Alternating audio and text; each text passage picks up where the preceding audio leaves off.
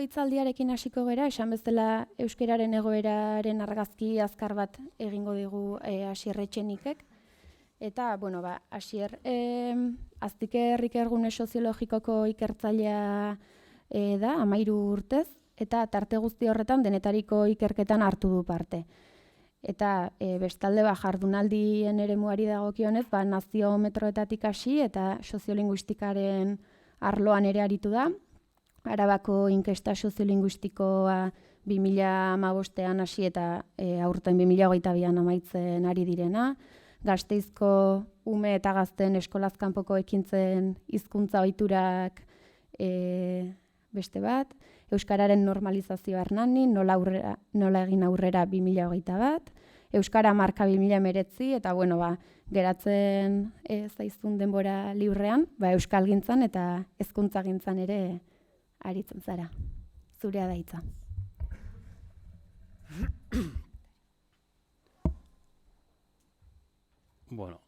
Egunon, lehenik eta behin nolabait nire defentsak jarriko ditut aurkezpen honen aurrean.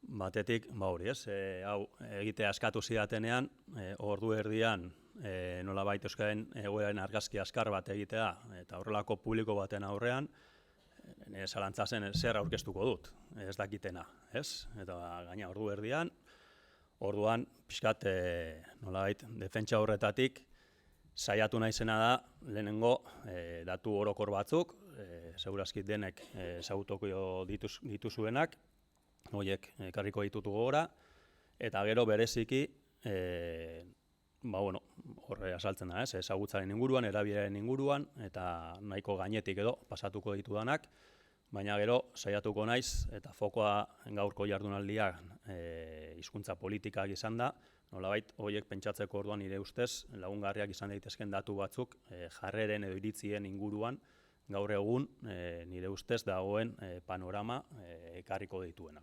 Orduan ez da izango nolabait oso kontu sakon bat, baina nik uste dut gogoeta eta gogoeta gune bat den neurrian horretan laguntzeko datu batzuk edo ekartzen ditu dela. Eta horrekin batera, neurri batean ere bai, provokazio bat ere bai. Olako lanak eta aurkezten ditugunean, terminologiak sortzen du nolabaiteria pentsakera, pentsamendu bat, ze kategoria erabiltzen ditugun, orduan horren inguruan ere gauza batzuk botako ditut. Orduan hartu horrela, eta ez nolabait erabiliko ditudan kategoriak horrela izan behar dutelako, baizik gehiago provokazio da hausnarketarako gonbidapen bezala. Orduan, euskara ezagutzaren aldetik, datu hau ezaguna da, 1991tik 2016ra inkesta soziolinguistikoaren datuak kontuan hartzen balin baditugu, nolabait erdaldun elebakarren portzentajea 70%tik 45%ra jaisten joan da, eta elebidunak, eta hemen lehenengo provokazioa, erdaldun hartzaileak, kategoria honen barruan zer dagoen eta zer ez nire ustez ere buelta batzuk eman bartzaizkio, hainbat praktiketarako eta uste dudalako hor pakete handi bat dela, gauza nahasiak daudenak, batzuk nolabait, eta orain Euskaraldira goazela laizter, belarri prest izateko gaitasuna badutenak, baina beste asko segurazki ez. Eta orduan hor, segurazki, erdaldun hartzaileak, elebidun hartzailea dela normalean, ia euskalduna, kategoria horiek, eta horien barruan zer dagoen eta zer egin daiteken edo zer ez, hor, hausnarketarako eta azterketa gehiagorako horren beharra dagoela uste dut, orduan lehenengo provokazio bat horrekin. Orduan nolabait bilakaera horretan, esaten ari nintzena, elebidunak 6 puntu igo dute, erdaldun elebidun hartzaileak 8,7 eta erdaldun elebakarrak ia 15 puntu jetzi dute denbora honetan. Hori zenbakitara ekarrita, batetik 1991tik 2016ra 256.000 biztanle gehiago ditu Euskal Herriak, 16 urtetik gora, hauskunde txiki bat egonda, baina gero nolabait, tipologia horren barruan, galera esan dezagun, erdaldun elebakarra ia 200.000 pertsona gutxiago dira, eta irabaziak elebidun hoien artean 223.000 elebidun gehiago daude, aipatzen genituen 6 puntuko igoera horrek suposatzen du gaur egun 223.000 elebidun euskaldun gehiago daudela, eta hartzaileak direna beste 250.000. Horrek ja, esan dezagun dentsitatean edo bestelako kopuru horiek igotzea bakarrik, batzutan kopuruak erlatiboak edo ehunekoetan bakarrik hitz egiten ditugu, baina uste dut importante esaten dela ere bai, kopuru absolutuetan ere hitz egitea horrek beste baldintza batzuk, beste aukera batzuk ere sortzen dituelako, Orduan, Eta gero, bilakaera hori edo errealitate hori, denok dakigu oso modu ezberdinean ematen da erkidego edo herrialde bakoitzean. Gehien hasi den herrialdea Araban izango litzateke, kasu honetan soilik elebidunetaz ari naiz, 12 puntuko igoera, eta hor, aste honetan eta horreko asteko saltsa, bertsolari batekin, eta bar, eta Arabatik gatozenok gure aldarrikapena. Bizkaian 11 puntuko igoera, Gipuzkoan ia 7, ondoren Nafarroan 3,4, eta jetxierak 10 puntuko jetxiera Nafarroa beran, eta Zuberoan, eta Lapurdin, eta Nafarroa beran eta Zuberoan ia 13 puntu. Bai, igoera jetxiera hauek kontuan hartzen baldin baitugu eta hizkuntza politikak gogoan, mapa honekin eta nolabait egiturazko baldintzeekin hartu eman ez determinantea, baina bai, euskararen egoera legala eta zonifikazio ezberdinak, nolabait nahiko bat egiten du urte guzti hauetan egon diren gora berekin. Ez horrek bakarrik, baina horrek ere nire ustez asko baldintzatzen du. Eta gero, batzuk jakingo ezute, hau ere berria ez da, baina hor Iñaki Jurrebaso badabil, lan potente bat egiten, bereziki elebidunen, aipatu dut, provokazio hori erdaldun hartzailearena, baina elebidunen barruan ere bai, eta bilakara guzti honetan uste dut gakoa dela hau ondo aztertzea, da ze elebidun mota sortzen ari garen edo dauzkagun, edo ze euskaldun mota daukagun gaur egun. Jakina da, gaur egun euskaldun gehienok ez dugula euskera etxetik jaso, baizik eta neurri handia batean eskoletatik. Eta horrek, eta iritsi garen mailara nolabait kontuan hartuta, horrek baldintzatzen dituela, gero erabilerak eta beste kontu asko ere bai, eta kontrakoak ere bai, baina erabilerak ere gaitasuna eta bar. Baina, esan nahi nuena zen, lehen aipatutakoa, 155 erdaldun elebakarrak, 116 erdaldun hartzaileak, eta elebidunen artean, portzentaje nagusia da erdal elebiduna. Hau da, elebiduna bai, baina gaztelaniaz edo frantsesez gaitasun gehiago daukan euskalduna. Gaitasun orekatua edo bi hizkuntzetan antzeko gaitasuna daukan 8,4 lirateke, eta euskal elebidunak, euskaraz erraztasun gehiago daukatenak 7,4. Aldiz, euskaldun hartzailerik edo euskaldun elebakarrik ez da gelditzen gaur-gaurkoz. Beste 91 buelta horretan, oraindikan bazeuden batzuk, baina gaur-gaurkoz eta adin batetik aurrera, 5 urtetik aurrera odanakoa, oso adin txikitik aurrera, halakorik ez da gertatzen, eta hau bada diglosiaren argazki oso erreal bat. Ze hizkuntzek daukaten indarra, zeintzuk ez, eta zein den, gero ikusiko dugu beste modu batetara, baina nolabait beharrezkoa eta zein ez, komila artean. Eta nolabait euskara gaitasun hau bilakaeran jarrita kategoria horiekin, hori ikusten dena da bereziki, lehen aipatu genuen, ia 15 puntu, jetxi dela erdaldun elebakarrena, erdaldun hartzaileena 8,7, baina gero elebidun tipologia horien barruan, erdal elebiduna da gehien igo dena, 4 puntu pasatxo, orekatua 2,2, eta inkluso euskal elebiduna den hori ere, apur bat bera egin du, 0,3. Azkar, euskara erabilaren inguruan, ni baino askoz gehiago, eta ez dakizuen asko zaute hemen, bilakaera, uste dut nahiko konsiente garela, ez? Urte guzti hauetan, nolabait euskararen erabilera, hor, banaketa badago momentu batean, erdara zirenak banatu egiten delako eta jasotzen delako, eta hortaz, goiko marra urdin hori, erdara zena, gero bihurtzen da gaztelania edo frantsesa. Eta orduan nolabait behi horien batuketa enbarko litzateke aurrekoarekin alderatzeko. Baina hori ikusten da, ez? Igoera oso txikiak, neurketa batetik bestera, eta azkeneko urteetan, inkluso jetxiera, mantentze jetxiera, 10 oso txikiak dira, hortaz, hori. Baina, hori, herrialdeka ekarrita, igoera edo nabarmenena Gipuzkoan ematen da, 7 puntu, Bizkaian 1,3, Araban 0,9, eta ja Nafarroa garaian jetxiera, eta Ipar Euskal Herrian are gehiago. Eta, baina hori, igoera horiek dira nolabait, 89tik ona ekartzen balin baitugu, baina gero grafikoan ikusten denez, momentu hobeagoak egon dira, eta oro har ere jetxiera azkeneko urteetan leku guztietan ematen ari da. Eta Euskaldunen presentzia dentsitatea nolabait gune bakoitzaren arabera, hor ere badaude gora bera batzuk, eta ez da berdina nolabait arnasgune deitzen diren horietan edo gainontzekoetan, matiz batzuk badaude, eta hor xeago aztertuta euskazue klusterreko lanetan, eta bar. Ez naiz horretan sartuko. Eta iritsi nahi nuen lekura iritsita. Jarreren inguruan. Hau ere, inkesta soziolinguistikoaren datuetatik hartuta, oro har inkestan 4 edo 5 galdera ezberdin egiten dira, eta horien sintesia da nolabait adierazle honetan egiten dena. Euskararen erabilera sustatzeari buruzko jarrerak neurtzen duena.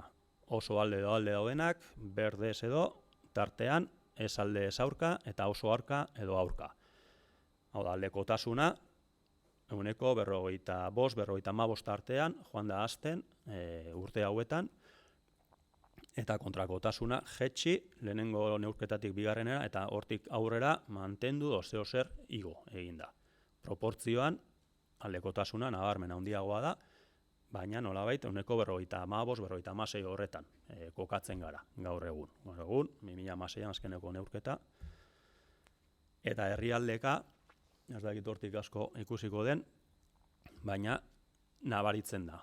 Aldea, nolabait fijatzen bagara, nahiko, azkundea edo aldekotasuna igotzen joan da Araba, Bizkaian eta Gipuzkoan, herrialdearen arabera gehiago edo gutxiago, eta aldekotasuna eta kontrakotasuna ere bai, distantzia, beraien artean ere, handiagoa edo txikiagoa. Geroz eta Euskaldun gehiago egon, geroz eta distantzia handiagoa, hau da, geroz eta aldekotasun gehiago. Eta berdina gertatzen da, Nafarro edo Ipar Euskal Herrian, baina bertako, nabardurekin. Ipar Euskal Herrianen kasuan aldekotasuna ere handiagoa da, baina hor tarteko posizioan dagoen jendea aldekotasunaren parekoa da, edo gehiago, eta Nafarroan dena nasiagoa dago, eta aldekotasuna eta kontrakotasuna hortxe daude, nolabaiteko empate tekniko batean esan dezagun. Hortaz, herrialde bakoitzean dagoen panorama, horrek beste guztia segurazki balintzatzen du, eta kontrakoa, eta hori da pixkat nire gaurko mezua. Neurriek ere baldintzak sortzen dituzte, eta iritzia sortzen dute, eta iritziak ere beste baldintza batzuk sortzeko aukera sortzen dute. Eta hori da, azkeneko naziometroko datuak. Hemendik, eta askotan daukadan sentsazioa bada, eta euskararen inguruko jarrerak edo neurtzen ditugunean, eta gizarteratzen ditugunean oro har positiboak dira, eta holako zera batean mugitzen garela, euskararen aldeko jarrera bat egon badago, eta hori horrela da, baina behintzat, ni Gaztikerretik egin izan ditudan hainbat lanetan, naziometroko datu honekin bezala gertatzen ari zait. Eta da maila makroan, kasu honetan bezala, Euskal Herri mailan, edo eskola bateko inkesta berdintasun diagnostiko batean gertatu zait. Eta horrela, beste 3-4-5 adibidez berdinetan. Beste gai batzuekin batera jartzen denean euskara, kasu honetan bezala, euskara garrantzia mailan besteen azpitik dago. Bai, kasu honetan, hau da, azkeneko naziometroan eta hezkuntzaren inguruan egiten genituen galderak, horra kasu galdera, hezkuntza sistemari dagokionez, hainbat helburu nagusi ezarri ohi zaizkio, zure iritziz, hurrengo helburuek 0-tik 10 ze garrantzia maila eduki beharko lukete hezkuntzan. Eta genero berdintasuna lortzea, 8,4, frantsesa gaztelania maila egokia eskuratzea, 8,3 bigarren lekuan, lan merkatuari, gaitasun digitala, pedagogia aurreratuak, gizarte kritikoa, ingelesa maila egokia eskuratzea, 7,9, eta gero 7 batekin euskara maila egokia eskuratzea. Hau da, garrantzia maila altua du, 7. 0-tik 10 berez, jendeak garrantzia ematen dio, baina besteekin batera jartzen dugunean, aldea dago. Aldiz, galdetzen genuenean, naziometroan, horietako bakoitzak hezkuntza sistema ze lorpen maila zeukan, kasu horretan, euskara maila egokia eskuratzea 6,4. Hau da, guztiek nolabait lorpen mailan garrantziaren azpitik kokatzen ziren, baina kasu honetan, besteekin alderatuta, jendearen pertzepzioa bada, frantsesa edo gaztelania maila egokia lortzea hori dela gehien lortzen dena, 6,9, ondoren gaitasun digitalak lortzea, genero berdintasuna eta laugarren lekuan euskara maila egokia eskuratzea. Bai, horiek gurutzatzen balin baditugu, eta hemen ardatzak euskara maila egokia eskuratzearen arabera edo hor jarritak, izango litzateke, batetik garrantzia mailan, garrantzia gutxien daukan elementua, eta aldiz lorpen mailan, lorpen maila altuenetako bat daukana.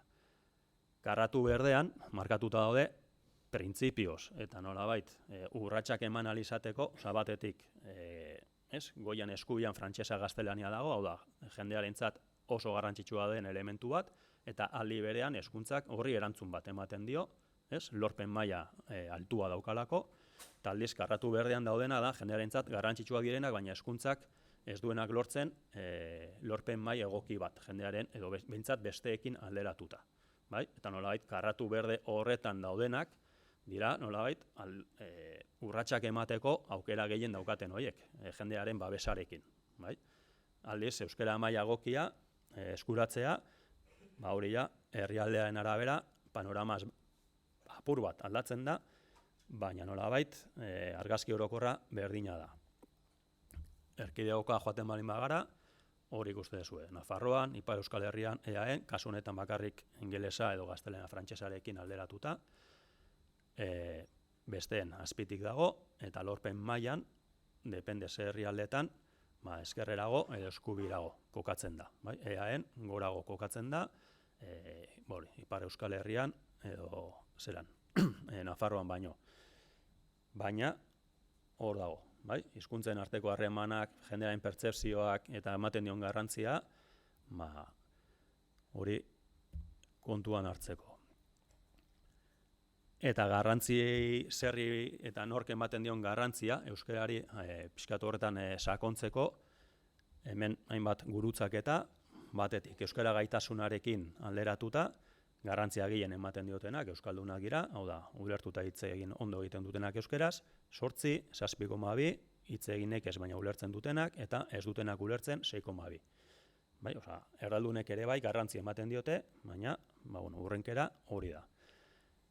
Genero sexuaren arabera apur bat gehiago emakumeak gizonak baino, baina aldeaz da oso adierazgarria, baina adinarekin bai. Eta adinarekin da, geroz eta gazteagoak, geroz eta garrantzia gutxiago ematen diote ere bai.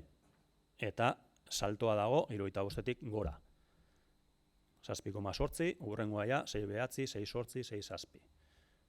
Bai? Ikasketa maila aldeak oso txikiak dira, baina, eta hemen nahastuta dijoa adinarekin. Ze garrantzia gehien ematen diotena dira, lehen mailako ikasketa dauzkatenak bakarrik, hor nagusiki jende nagusia da, orduan hor nolabait ikasketa mailarena harreman gehiago dauka berez adinarekin eta zainbeste gaitasun ikasketa mailarekin baino.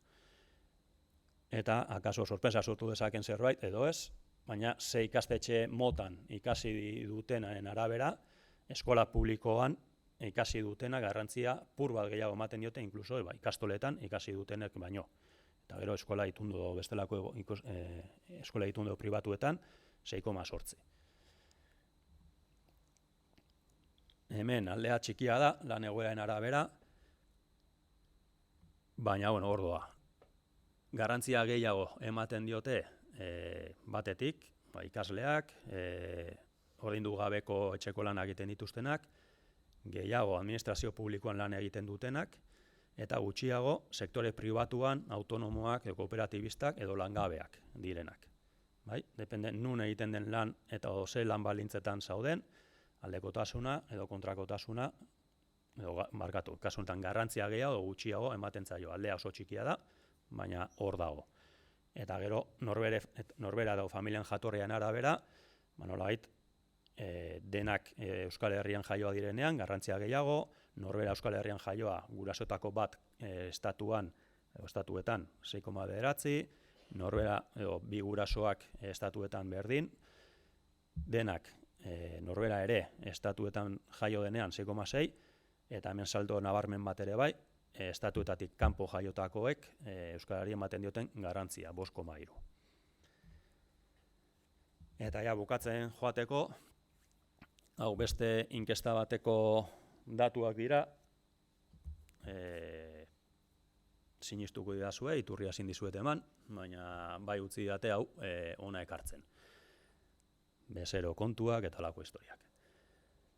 3 kasu honetan, Araban galetu genuen, herrialde guztietan, galdera herrialde guztietan dago egina, baina, bere momentuan guztiak eta herrialdeka egintzen, eta hortaz Euskal Herriko daturik, orain, berez ez dago, nahi badezute, aterako genuke. Baina Arabakoa ekarri dut, nolabait, hortik joan daitekelako bataz bestekoa esan dezagun. Hezkuntza eta euskararekin lotuta, 3 esaldiak, Araba osoan bermatu behar da derrigorrezko hezkuntza, amaitzean haur guztiek ondo dakitela euskara. Eta hor aldekotasuna, 70%koa, ados oso ados. Lanpostu publikoetara sartzeko, euskara ezagutza minimo bat eskatu behar da, 70%, oso ados edo ados, eta azkena, gaztelania ezagutza bermatuta dagoenez, eta euskararen ezagutza ziurtatzeko, derrigorrezko irakaskuntza euskaraz izan beharko luke. Taldekotasuna 31%ra jisten da. Eta kontrakotasuna igotzen da 57 arte. Orduan, guk hemen interpretatzen duguna da, batetik, eta lehen esandako guztiarekin lotuta, aldekotasuna egon badago, aldekotasun hori, kasu honetan herrialde bakoitzaren arabera ezberdina da, depende zenbat euskaldun dauden, zenbat erdaldun dauden, holako ze bilakaera egon den, eta gero badago nolabaiteko marko kultural bat, eta da halako jarrera liberal bat, lehenengo esaldiarekin lotuta adibidez, hezkuntza amaitzan haur guztiek ondo dakitela euskara, horrekin bat egiten da, baina azkeneko esaldiarekin nolabait derrigorrezko hitza sartzen dugunean gauzak aldatzen dira, eta ururitzen hasten gara.